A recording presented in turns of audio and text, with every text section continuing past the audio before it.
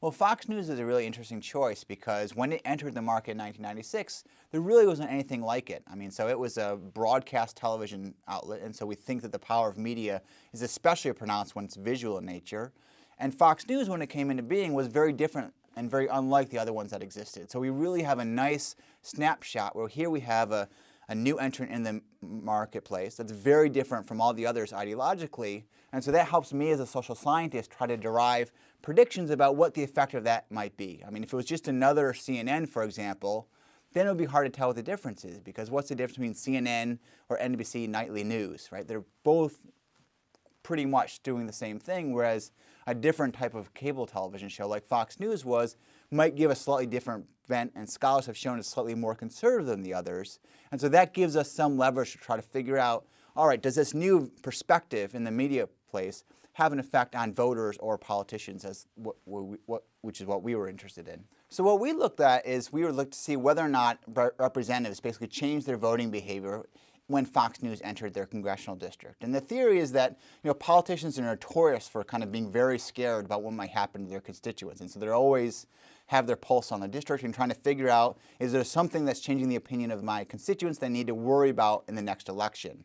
And so we looked to see whether or not when Fox News entered their congressional district, whether members might be fearful of the changes that might occur among their voters. And we show that basically among Democrats, they become slightly more conservative once Fox News enters their district, whereas Republicans, there's no effect whatsoever. Nor is there any effect in terms of who gets elected to Congress. And so what we interpret that as saying is that if you're a Democrat and you see Fox News beginning to broadcast in your district, you're a little bit worried about how that may affect independent voters or people who are of a moderate conservative persuasion, and kind of are they then going to vote against you in the next election? And so out of fear, our argument is that they kind of moderate just a little bit more, become a little bit more conservative to help kind of ward off any potential challenges they might face in the next election. Well, I was surprised that I found an effect of representative shifting at all, right? Because it's one of these things, like, we know media is ever present, and people talk about the effect that the media has on voters and on politicians, but saying that and showing that are just two completely different things. And it's very hard to show that the media can affect it because it's so ever present, right? We never see in a situation where we don't have the media, right? So how can we see how representative would act in the absence of media? Well, it's always on. We have 24/7. That's the reality that we now live in.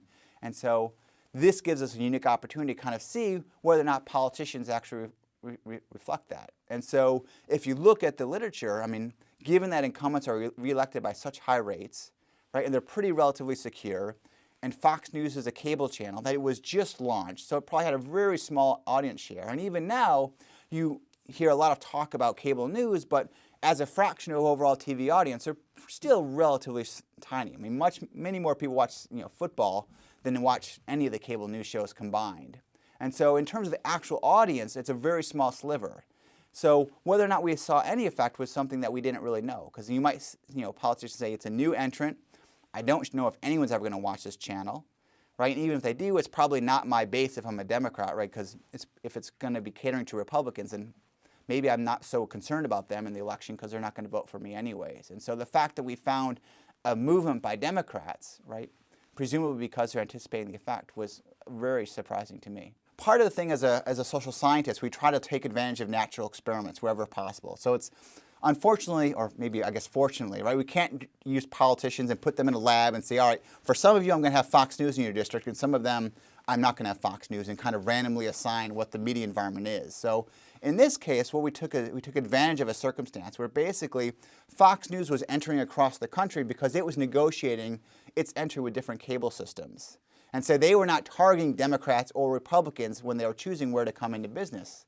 And so we can show that where it entered and where it did not enter, that decision was basically unrelated to the ideology or the party of who the representative in Congress was. And so we can use this fact then to compare basically how does a Democrat from a very similar district where Fox News enters, compared to one where Fox News does not enter. And so, and the other thing is that it happened in a relatively short period, right? So Fox News started launching in 1996, and so we can compare as it rolled out across the country, right, from 1990 what happened in the 1996 elections versus what happened in the 1998 elections versus what happened in the 2000 elections? And how were members taking their positions? Were they changing once Fox News entered their district relative to the positions they were taking before Fox News entered?